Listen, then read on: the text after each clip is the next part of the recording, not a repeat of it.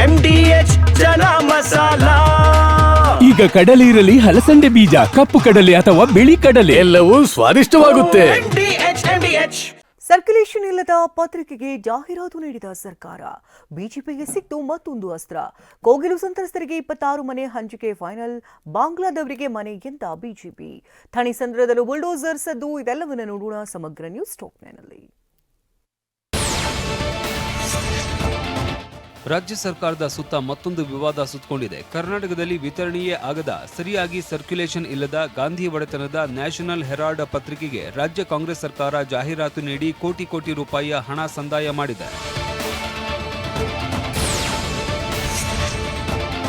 2023-24ರಲ್ಲಿ national Herald ಪತ್ರಿಕೆಗೆ ರಾಜ್ಯದ ಖಜಾನೆಯಿಂದ 1,90,00,000 ರೂಪಾಯಿಯನ್ನ ಜಾಹೀರಾತಿಗೆ ನೀಡಲಾಗಿದೆ. 2024-25ರಲ್ಲಿ 99 ಲಕ್ಷ ರೂಪಾಯಿಯನ್ನ ರಾಜ್ಯದ ಬೊಕ್ಕಸದಿಂದಲೇ ಕೊಡಲಾಗಿದೆ.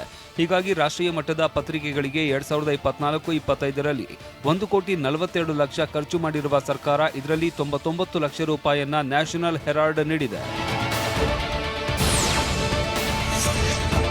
69% ಹಣವನ್ನ ಒಂದೇ ಪತ್ರಿಕೆಗೆ ನೀಡಿರುವುದು ಇದೀಗ ವಿವಾದಕ್ಕೆ ಕಾರಣವಾಗಿದೆ. ಎಟಿಎಂ ಸರ್ಕಾರ ಅಂತ ಟೀಕಿಸ್ತಾ ಇದ್ದ ಬಿಜೆಪಿಗೆ ಮತ್ತೊಂದು ಅಸ್ತ್ರ ಸಿಕ್ಕಂತಾಗಿದೆ. ಸರ್ಕಾರದ ವಿರುದ್ಧ ಕೇಂದ್ರ ಸಚಿವ ಪ್ರಹ್ಲಾದ್ ಜೋಶಿ ಹಾಗೂ ಮಾಜಿ ಸಿಎಂ ಡಿ.ವಿ. ಸದಾನಂದ ಗೌಡ ಕಿಡಿಕಾರಿದ್ದಾರೆ. 1.9 crore was given to the National Herald during 23-24 and nearly 1 crore was allotted in 2024-25. ಒಂದು ಸ್ಕ್ಯಾಮ್ ರಿಡನ್ ತಾಯಿ ಮಗ ಬೇಲ್ ಮೇಲಿದ್ದಾರೆ. ಸರ್ಕ್ಯುಲೇಷನ್ನು ಆಲ್ಮೋಸ್ಟ್ ನಕ್ಕೆ ಬರಾಬರ್ ನಿಲ್ಲ. ಅದಕ್ಕೆ ದುಡ್ಡು ಕೊಟ್ಟಿದ್ದು ಇದು ನೇರವಾಗಿ ಒಂದು ರೀತಿಯಲ್ಲಿ ಗಾಂಧಿ ಫ್ಯಾಮಿಲಿಗೆ ಕರ್ನಾಟಕ ಸರ್ಕಾರದಿಂದ ದಾನವನ್ನು ಕೊಟ್ಟು ಸಂಪ್ರೀತಗೊಳಿಸುವಂಥ ಒಂದು ಪ್ರಕ್ರಿಯೆ. ನ್ಯಾಷನಲ್ ಹೆರಾಲ್ಡ್ ಪತ್ರಿಕೆಯಲ್ಲಿ ಭಾರಿ ದೊಡ್ಡ ಸರ್ಕ್ಯುಲೇಷನ್ ಇದೆ ಅಂತ ನನಗೇನು ಅನ್ನಿಸ್ತಾ ಇಲ್ಲ. ಆದರೆ ಅದಕ್ಕೆ ಕೊಡುವಂಥ ದುಡ್ಡು ನೋಡಿದರೆ ಒಂದು ರೀತಿಯಲ್ಲಿ ರಾಜ್ಯದ ಆ ಬೊಕ್ಕಸದಿಂದ ಕಾಂಗ್ರೆಸ್ ಪಾರ್ಟಿಯ ಪತ್ರಿಕೆಗೆ ಕೊಡುವಂಥ ಒಂದು ವ್ಯವಸ್ಥೆ ಆಗ್ತಾ ಇದೆ. ಇದು ಸರಿಯಲ್ಲ ಅಂತ ಹೇಳುವಂಥದ್ದನ್ನು ನಾವು ಖಡಾಖಂಡಿತವಾಗಿ ಹೇಳಲಿಕ್ಕೆ ಇಚ್ಛೆಪಡ್ತೀವಿ.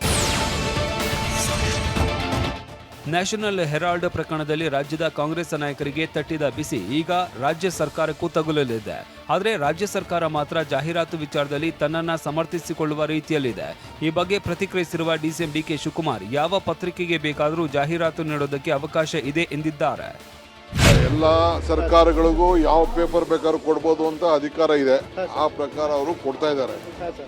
ಬೇರೆ ಬೇರೆ ಸರ್ಕಾರ ಬೇರೆ ರಾಜ್ಯವರು ಕೂಡ ಕರ್ನಾಟಕಕ್ಕೆ ಕೊಡ್ತಾ ಇದ್ದಾರೆ, ಬೇರೆ ಪೇಪರ್ಗಳು ಕೊಡ್ತಾ ಇದ್ದಾರೆ.